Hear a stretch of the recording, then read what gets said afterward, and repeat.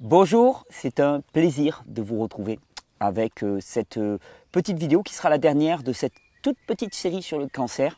En fait, j'avais prévu de faire toute une série de vidéos sur le cancer à la fin de l'année, je vous l'avais annoncé, tout un travail de recherche. Puis bon, cette série de vidéos là s'est imposée à moi d'une certaine manière.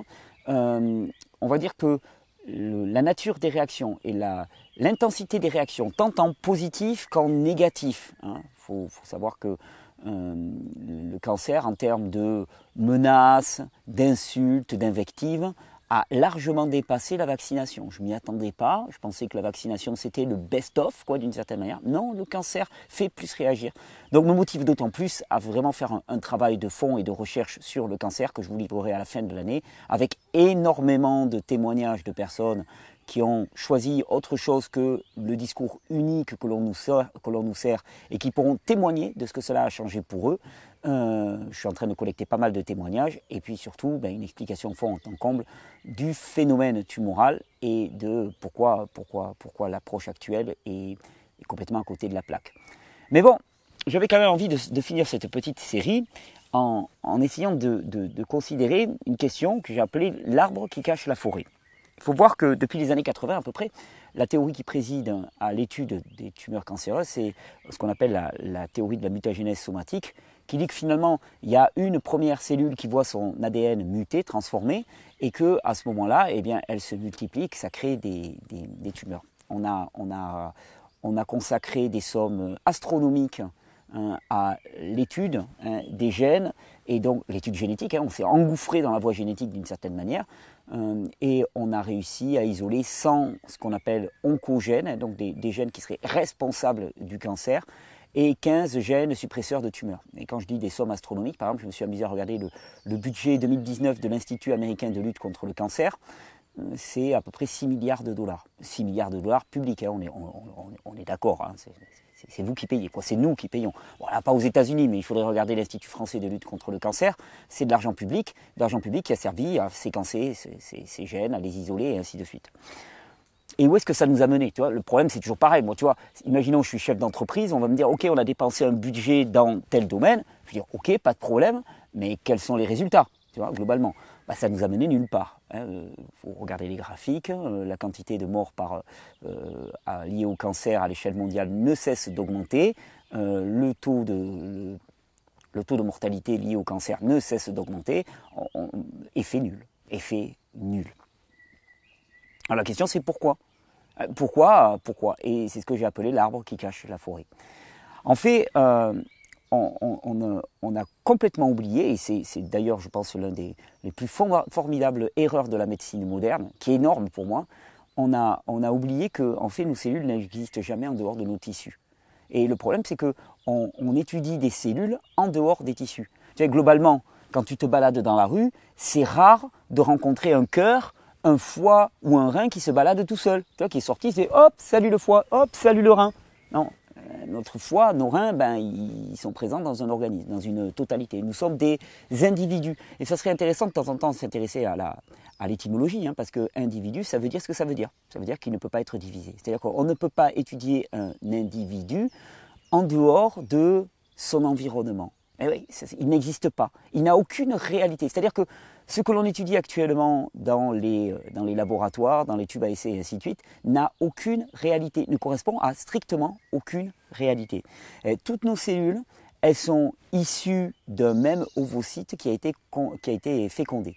Un ovocyte, c'est un œuf d'une certaine manière, un gamète femelle. Donc ils sont issus d'un même ovocyte qui a été fécondé. Et donc ils partagent exactement le même ADN. Donc la question qui est à venir, c'est comment se fait-il que nous ayons des organes qui soient différents à partir d'un même patrimoine génétique? Parce qu'en fait, c'est les tissus environnants, et ça passe aussi par un signal, des signaux hormonaux, déterminent la différenciation cellulaire. C'est-à-dire que telle cellule devient une cellule de foie, telle cellule devient une cellule de cœur, telle cellule devient un neurone, et ainsi de suite. D'accord? Donc, c'est pas la graine en tant que telle qui est déterminante, c'est le sol. Vous connaissez cette analogie de la graine et du sol. Si tu fais tomber une graine sur un sol qui est aride, elle ne va pas germer. Si tu fais tomber une graine sur un sol qui est fertile, elle va germer. Qu'est-ce qui va déterminer la germination de la graine? Ce n'est pas la graine, c'est le sol. Et actuellement, quand je dis que c'est l'arbre qui cache la forêt, c'est-à-dire qu'on a focalisé toute notre attention sur la cellule, hein, qui est l'arbre, qui nous a caché la forêt, qui était l'environnement de la cellule, les tissus. On a oublié qu'une cellule n'existait jamais en dehors des tissus. Et on étudie des cellules en dehors des tissus. Ça ne correspond à aucune réalité. Alors, la bonne nouvelle, ou plutôt la mauvaise nouvelle, c'est que chaque cellule dans notre corps peut devenir cancéreuse. D'ailleurs, on le voit, on peut avoir des cancers d'à peu près tous les tissus du corps, tous les organes du corps. C'est donc que toutes les cellules du corps peuvent devenir cancéreuses. Quelque part, la capacité à devenir cancéreux d'une cellule, c'est inné, c'est une nature normale de chaque cellule. On pourrait dire d'une certaine manière, si on reprend l'analogie de la graine et du sol, que la graine du cancer est présente dans chacune de nos cellules. Alors si on sait que la graine du cancer est présente dans chacune de nos cellules, qu'est-ce qui est intéressant, hein, d'étudier la graine ou d'étudier le sol? Qu'est-ce qui fait que dans certaines cellules ça se développe et qu'est-ce qui fait que dans certaines cellules ça ne se développe pas? Quel sol d'une certaine manière, donc quel environnement favorise la croissance des cellules et de la graine, hein, de cancer qu'il y a en chacun d'entre nous. Et c'est très marrant parce qu'on sait très bien que, par exemple, le niveau de mutation d'une cellule cancéreuse dépasse largement le niveau de mutation normal d'une cellule. Qu'est-ce qui fait qu'on a un niveau de mutation qui dépasse largement le niveau de mutation normal d'une cellule? Il y a un médicament actuellement qui est sorti, c'est très intéressant, qui est présenté comme une grosse arme ultime anti-cancer qu'on appelle le Glivec, G-L-E-E-V-E-C. Et quand tu étudies le Glivec, tu vois, moi je me suis dit, bon, on a dépensé des milliards dans la recherche génétique, c'est un truc qui va jouer au niveau de l'ADN. Pas du tout en fait. C'est ce qu'on appelle un bloqueur de protéines kinase. C'est-à-dire c'est quelque chose qui va jouer sur les marqueurs finalement de la quantité de nutriments disponibles dans l'organisme. Hein. C'est-à-dire que ça va jouer au niveau métabolique. Hein. Ça joue sur le sol et ça ne joue absolument pas sur la graine. Alors, ce que je vous dis là, ça n'invalide absolument pas toute la recherche génétique qui a été faite. La recherche génétique est certainement correspond à une réalité, sauf que ça ne sert à strictement rien pour nous.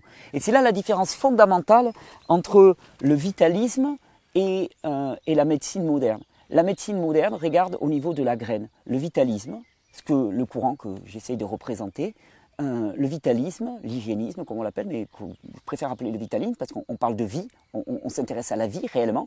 Eh bien, le vitalisme s'intéresse au terrain. Et le vitalisme a de sacrées réponses à apporter. Ah bah ouais, parce que, je veux dire, il ne s'agit pas d'avoir fait 10 ans d'études et d'avoir dépensé des milliards de dollars pour arriver à savoir que ce que tu manges, par exemple, va avoir une influence énorme en termes de sol, d'environnement, sur le développement ou non de tumeurs cancéreuses. Ben ouais, c'est simple. Il suffit de voir des personnes qui ont une alimentation extrêmement saine, d'autres qui ne l'ont pas, qui développent des cancers et qui, suite à ça, finalement modifient leur alimentation et qui voient leur tumeur cancéreuse disparaître complètement. Donc là, on te dit, ok, bon, donc le facteur alimentaire est un facteur essentiel de l'environnement. Et puis, il va y avoir le niveau de stress aussi, niveau de stress ultra important, comme l'a prouvé aussi les travaux du docteur Hammer sur les émotions. Hein, le niveau de stress va être extrêmement déterminant. Ok, donc on a encore une caractéristique de l'environnement qui favorise le développement des cellules cancéreuses, c'est simple, alimentation délétère transformée, traité à haute température, bourré de pesticides et de fongicides, bourré d'additifs alimentaires, hein, stress à l'extrême, gros choc émotionnel, stress à l'extrême, défaut d'oxygénation, défaut d'exercice physique. Voilà, globalement, là, tu as les 4 facteurs. Hein. Sérieusement, je n'ai pas dépensé 6,7 milliards de dollars par an pour en arriver à ces conclusions. Hein. Et puis, de l'autre côté, tu as les facteurs qui vont vraiment favoriser la non-prolifération des cellules cancéreuses, une alimentation saine, bonne oxygénation des cellules, un état de quiétude, un état de paix, et ainsi de suite. Pourquoi est-ce qu'on n'arrive à rien? Parce qu'on a complètement oublié une chose, et là je vais reprendre à mon compte le titre de la conférence de mon ami Pierre Etchard, qui était excellent lors des rencontres de la régénération, le vivant et son environnement. Le vivant et EST, le vivant et son environnement. Nous sommes à l'image de notre environnement. Si nous sommes cancéreux, c'est parce que l'environnement dans lequel nous baignons est propice à la manifestation, à la prolifération des cellules cancéreuses. Si tu regardes l'arbre, tu rates la forêt. Si tu regardes la cellule, tu rates les tissus qui entourent la cellule. Et c'est l'erreur fondamentale de la médecine actuelle. D'ailleurs, elle est tellement énorme que des fois, je suis pris de vertige. Je me dis, tiens, mais toi Thierry, qui n'as fait aucune étude, comment est-ce que tu peux avoir l'outrecuidance mais de parler de quelque chose comme ça? Tu n'as pas fait 10 ans d'études, tu n'as pas de blouse blanche, tu n'as pas de Porsche Cayenne. Comment ça se fait? Tu n'es pas qualifié. Tu n'es pas qualifié pour parler. Ben pourtant, si. Je pense que, et je ne suis pas le seul à l'avoir vu, je pense qu'on s'est complètement fourvoyé.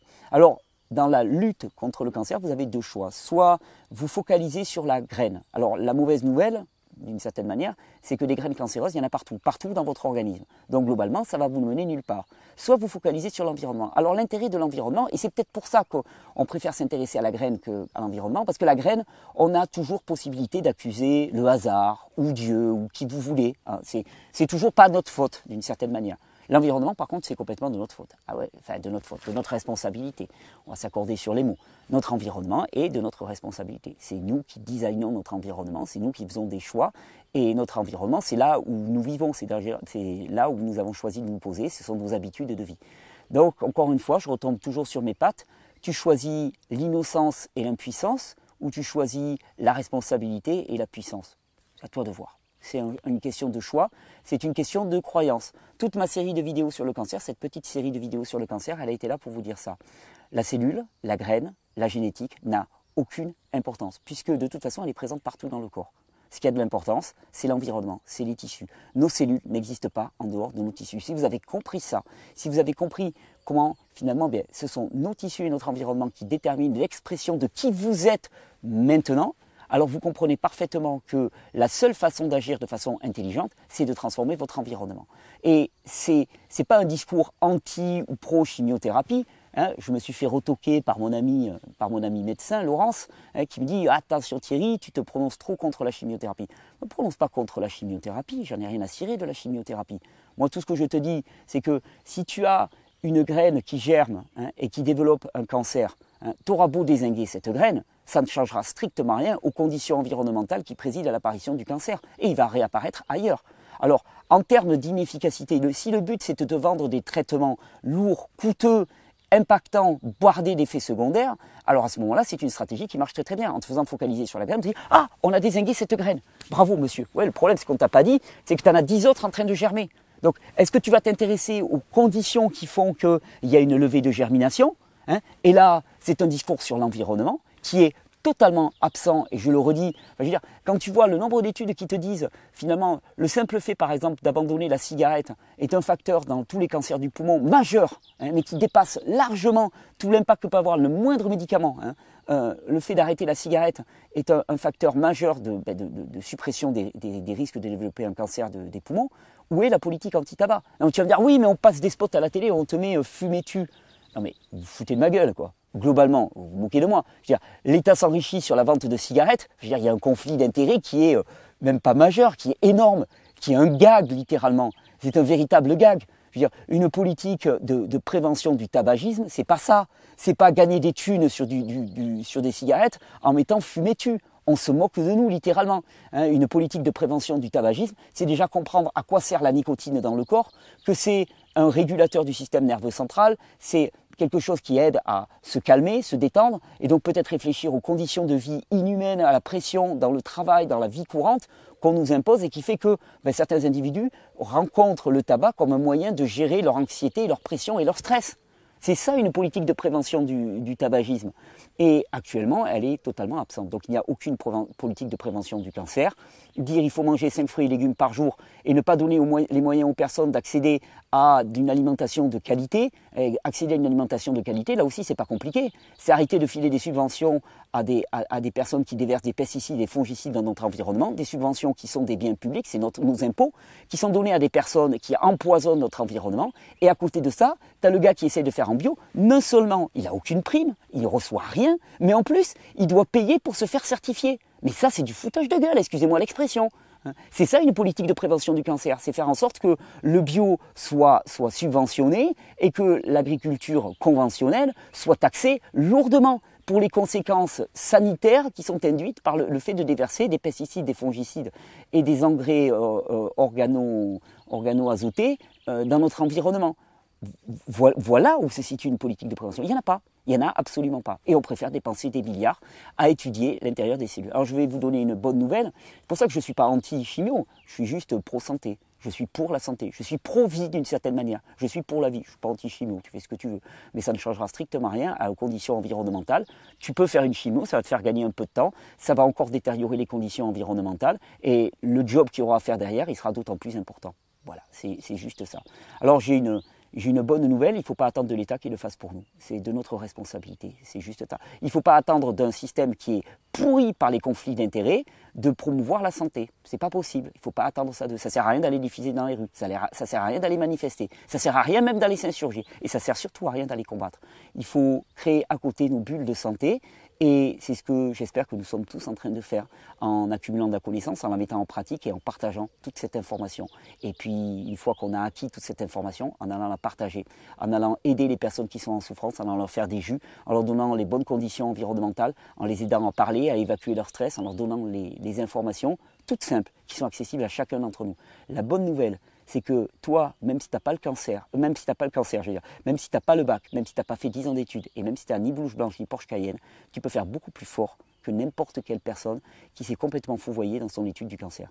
On a oublié que nos cellules n'existent pas en dehors de leur environnement. L'humain est son environnement. Le vivant est son environnement. E-E-S-T. Vous avez le pouvoir sur votre environnement, il s'agit maintenant de jouer avec ça. Je vous remercie pour votre écoute, je vous remercie de partager toutes ces vidéos sur le cancer qui sont très importantes pour moi. On va y revenir largement à la fin de l'année.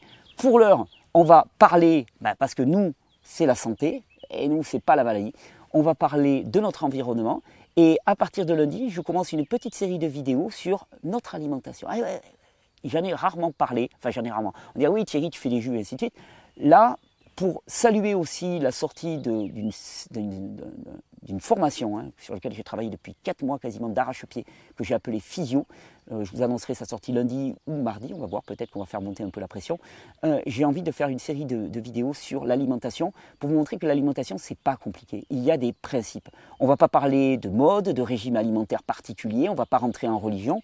On va vraiment parler de principes physiologiques et on va voir quels sont les grands principes physiologiques qu'il faudrait que notre alimentation respecte pour qu'elle puisse légitimement dire qu'elle nourrit la vie, qu'elle permet à la vie de prospérer. Je vous souhaite une bonne régénération, n'oubliez pas, soignez la vie et la vie vous la rendra au centuple. Petit clap de fin, je vous remercie pour votre assiduité pendant cette série de vidéos. Je pense que cette vidéo sur le cancer, cette dernière, elle est fondamentale. Elle est toute simple et elle est fondamentale. Elle dit exactement où est-ce qu'on s'est fourvoyé et dans quelle direction il faut aller. Donc je vous remercie de la partager. Moi, je vous rappelle dimanche, pour ceux qui ont envie de venir expérimenter la chaleur, la douceur, la beauté, les pastèques et les melons catalans, je serai à Sorède dans un petit festival qui s'appelle Nature et Santé. Ça se passe dans le village de Sorède, S-O-R-E-D-E, dans le 66, au pied des Albères, qui est quand les Pyrénées se jettent dans la mer, nous avons l'Albera. L'Albera, c'est les petites montagnes catalanes de la plaine. Ça se passe au Mas del Ca. Et ça, c'est à Sorède, à côté de ce qu'on appelle la vallée des Tortues, vous trouverez facilement. Ça se passe, moi mon intervention se passe à 15 h, mais vous pouvez venir largement avant, il y a des tas de gens sympas qui seront présents. En particulier, si vous avez envie de parler de cancer, il y aura à mon avis Sylvette Lumière qui sera présente, elle m'a dit qu'elle était présente, et qui pourra vous témoigner comment elle a guéri son cancer du sein de manière totalement naturelle, et comment surtout elle y a gagné la santé. Donc ça, plutôt intéressant. Elle n'y a pas perdu ni ses cheveux ni ses dents, mais elle y a gagné sa santé. Donc voilà, je serai présent dimanche à 15 h pour parler de santé, pour parler de vie, pour répondre à vos questions et pour échanger avec vous. D'abord, je donnerai une petite conférence, et puis après, on pourra échanger largement. Ensuite, vous pourrez profiter de la mer, des melons et des pastèques, donc ça vaut quand même le coup, c'est une bonne invitation. Et sinon, je vous donne rendez-vous lundi. Je vais vous proposer une vidéo qui s'appellera 12 ans ou 15 ans même de transition alimentaire, dans laquelle je vais vous parler un petit peu de tout ce que j'ai fait pendant ces 15 ans, tout ce qui a marché, pourquoi ça a marché, tout ce qui n'a pas marché, pourquoi ça n'a pas marché, et pourquoi vous n'avez aucun intérêt à faire exactement comme moi, et pourquoi vous avez tout intérêt à faire exactement comme moi. Qu'est-ce qu'il faut garder de ma méthode, et qu'est-ce qu'il faudrait ne pas garder. Vous verrez que ce qu'il ne faut pas garder, c'est le mimétisme, et ce qu'il faut garder, c'est la méthodologie. Allez, je vous donne rendez-vous lundi. Je vous remercie beaucoup pour votre écoute, pour ces partages. Ça me touche du fond du cœur. Merci pour les beautés des témoignages que vous nous apportez. On est en train réellement de transformer le paysage de la santé en France et dans le monde. Et ça, c'est jubilatoire. Merci à vous toutes et tous.